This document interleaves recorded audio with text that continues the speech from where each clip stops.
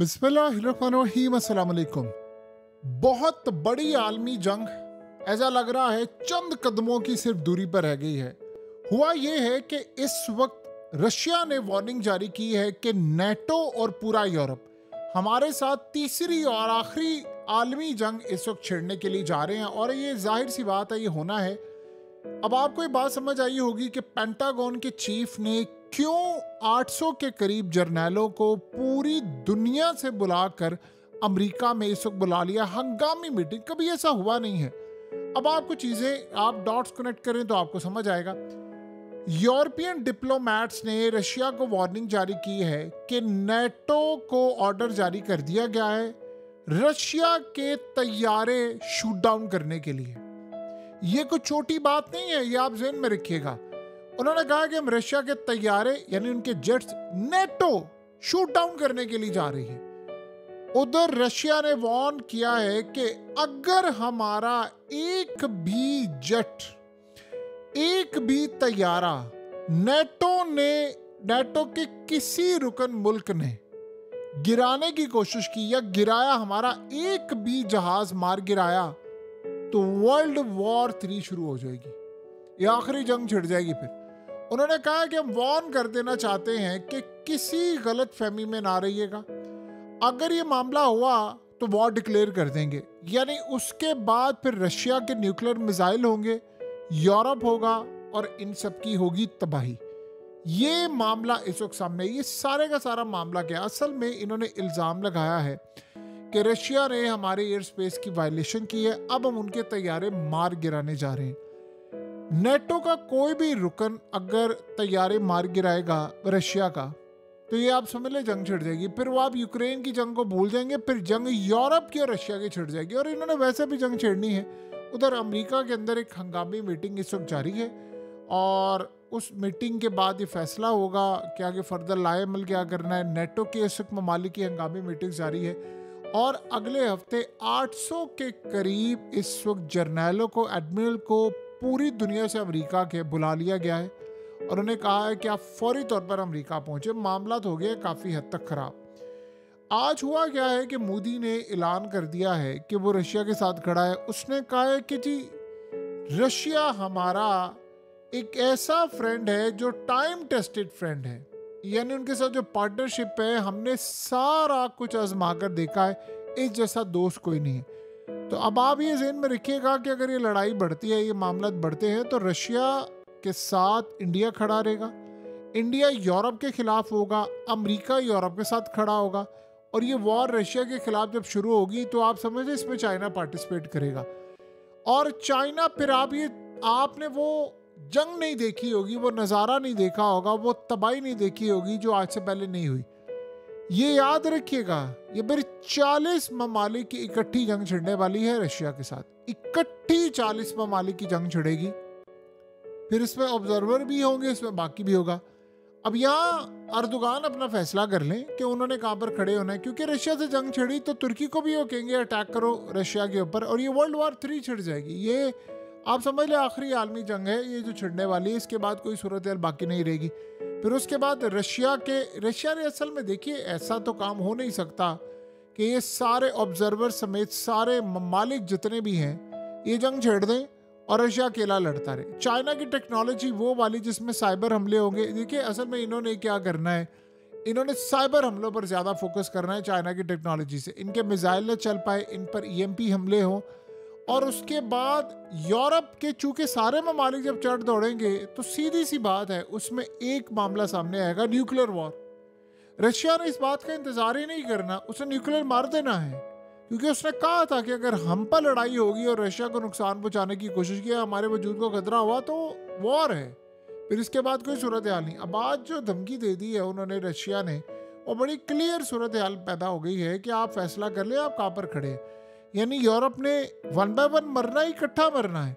अब आप सोचिए अगर उसने रशिया की मिसाइल मार दिया है और उसमें 6 न्यूक्लियर वॉरहेड उसने लगा दिए, तो गए ना 6 मुल्क। तो एक ही झटके में, एक ही मिसाइल से 6 मुल्क गए। आप कहाँ पर खड़े होंगे? अब बताइए ना, आप कहाँ पर खड़े होंगे, क्या सूरत हाल पैदा होगी। तो ये बात आप समझे, पुतिन ने ऑर्डर जारी कर दिया है कि अगर नेटो ने हमारा एक भी तैयारा मार गिराया तो सब पर मिसाइल मार देना। यानी मेरी सूरत हाल के अंदर तो आप देख लें अमेरिका कहाँ पर खड़ा है।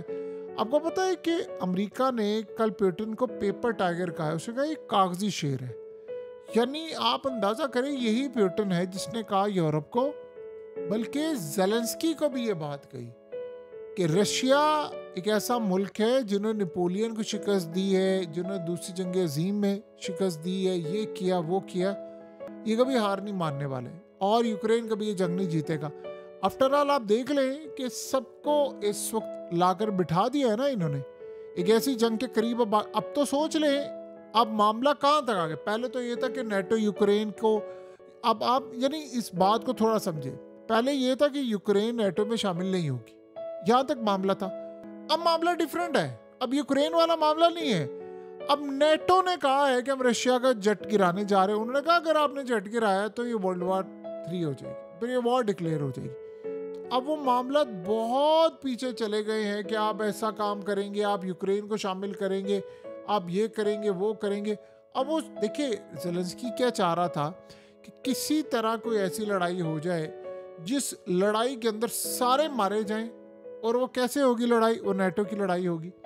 तो जब ये मामला सामने आएगा तो उसने कहा था कि ठीक है जी, उसके बाद की सूरत हाल हम बाद में देखेंगे। तो अब नेटो डायरेक्टली लड़ाई करने के लिए जा रही है। तो नेटो ने जब डायरेक्टली लड़ाई करनी है तो फिर आप अच्छी तरह समझ रहे हैं कि फिर मामला किस जानिब जाने वाले हैं। तो ये अब जो सूरत हाल पैदा होगी इसमें पूरी तरह रशिया डिक्लेयर करेगा वॉर और रशिया के जेट्स होंगे और चाइना इसमें पार्टिसिपेट करेगा। ये आप ज़हन में रखिए, क्योंकि एक दफ़ा वर्ल्ड वॉर 3 होगी तो चाइना पार्टिसिपेट करेगा। अब सवाल ये है कि चाइना के जेट्स जाएंगे। अब ये एक बहुत क्रिटिकल क्वेश्चन है। अगर उसके जेट्स ना गए, चाइना फुली पार्टिसिपेट करेगा, क्योंकि रशिया अगर हार गया तो अगला नंबर चाइना का है। और ये बात अच्छी तरह पता है चाइना को कि हम अगर बचना चाहते हैं तो हमें रशिया को जितवाना है। तो अभी तक तो आप देख लो छुप छुप के उनका तेल लेकर उनकी इकोनॉमी करके फिर चाइना को ओपनली वॉर डिक्लेयर करना पड़ेगी, क्योंकि सारे ममालिक देखिए, अमेरिका भी कूद पड़ेगा, चाइना भी कूद पड़ेगा। और वहाँ एक बात आप जहन में रखिएगा, ये बड़ी खतरनाक सूरत हाल है। ये यूक्रेन वॉर नहीं होने वाली, ये पहले तो आप अपने दिलो दिमाग में बिठा लें। यूक्रेन वॉर बड़ी डिफरेंट थी, उसमें आप पीछे बैठे हुए हैं, पाकिस्तान पीछे बैठा हुआ है, इंडिया बैठा हुआ है, सारा वर्ल्ड बैठा हुआ है और बैठकर इन दोनों की आपस की लड़ाई देख रहे हैं और सप्लाई स्लॉटर नहीं। इसमें पूरा यूरोप जंग में कूदेगा, रशिया मारेगा, उधर इंडिया भी हो सकता है पार्टिसिपेट रशिया के साथ कर ले। और पॉसिबिलिटी है कि हम एक ऐसा मंजर देख ले कि इंडिया और चाइना मिलकर रशिया के साथ यूरोप के साथ जंग छेड़ दे। आप इस सूरत हाल को समझें, ये भी पॉसिबिलिटी हो सकती है। तो आने वाले वक्त में आप उम्मीद रखें, कहीं पर किसी वक्त कोई भी मामला हो सकता है, कोई भी सूरत हाल पैदा हो सकती है। और ये वही लम्हा है जिसके बारे में ऑलरेडी कहा गया था कि ये जंग पूरी दुनिया को लपेट में ले लेगी। अब आप यहाँ ज़रा इस बात को समझें कि इजराइल क्या करेगा अगर ये जंग छिड़ गई। तो जैसे मुस्लिम लीडर्स ने डोनाल्ड ट्रंप को कहा है कि हमारे मुकद्दस मकाम की हिफाजत करनी है, उसको हमने आँच नहीं आने देनी, तो इसराइल ने उसको गिराने के लिए हर हद कोशिश करनी है। वो वहाँ पर जंग छेड़ देगा, क्योंकि देखिए सारी दुनिया अगर उस पर इंगेज हो जाएगी तो फिर क्या होगा, फिर आपको पता है एक और जंग छिड़ जाएगी, वो पाकिस्तान और इंडिया की है, वो भी जंग छिड़ जाएगी। तो ये जो सारे का सारा इस वक्त मामला सामने आ रहा है, ये बस आखिरी जंगों की तरफ सिनेरियो सारा जा रहा है। और इसमें अगर कोई फसाद की जड़ है तो वो ट्रंप है। इस शख्स ने अपनी मादनियात के लिए यूक्रेन की जंग को तूल दिया, लड़ाई बढ़ाई। आपको पता है कि अगर डोनाल्ड ट्रंप ये कह देता ना कि ज़ेलेंस्की तो इल्लीगल सदर है, मैं तो उसको मानता ही नहीं हूँ, इसके तो 4 साल पूरे हो गए हैं, इसको तो जाना चाहिए, इलेक्शन ही करवा रहा, धड़ाम से जंग बंद हो जाती। और देखिए रूस क्या मांग रहा है, 20% इलाके पर उसने कब्जा किया हुआ है। अगर उनसे डील हो जाती तो आप ये उसे कह लेते कि यार चलो तुम 10% इलाके ले लो, 90% छोड़ दो, 90% फिर भी बहुत ज़्यादा होता, और ज़ेलेंस्की को हटा रहे हैं तो जंग बंद हो जाती। अब आया ना पूरे का पूरा यूरोप लपेट में और रशिया भी, करोड़ों लोगों के मरने की तरफ मामला जा रहा है। बहरहाल इस सारी सूरत हाल में अमेरिका जिस जंग को बड़े ही आसानी के साथ ख़त्म कर सकता था, उस जंग को उन्होंने अब ख़तरनाक मोड़ पर लाकर खड़ा किया है। और ये असल में वो फसाद की जड़ है जो पूरी दुनिया को लपेट में लेने के लिए जा रही है। ये लास्ट वॉर है, ये आप ज़हन में रखिएगा। उसके बाद देखिए यूरोप फिर तबाह हो जाएगा, क्योंकि ये न्यूक्लियर के बगैर ये मामला हल ही नहीं होना। स्टार्ट में मिसाइल लगेंगे, आप कितनी देर तक यूरोप का मुकाबला कर सकते हैं? कितनी देर तक रशियन मिसाइल चलेंगे? ईरान के ड्रोन, ईरान भी जंग में कूदेगा, जाहिर सी बात है। और इसराइल तो चाहेगा यूरोप वाला मामला कि वो सीधा हो। तो आप खुद अंदाज़ा लगा लें कि इसमें कितने लोग मरेंगे। क्या इसमें लाखों लोग मरेंगे? करोड़ों लोग मर जाएंगे अगर ये सूरत। ये पागलपन इस वक्त नेटो की जानिब से हो रहा है कि हम रशिया का जेट गिरा देंगे, ये कर देंगे। एक वाकया होना है और पूरा वर्ल्ड तबाह हो जाना है।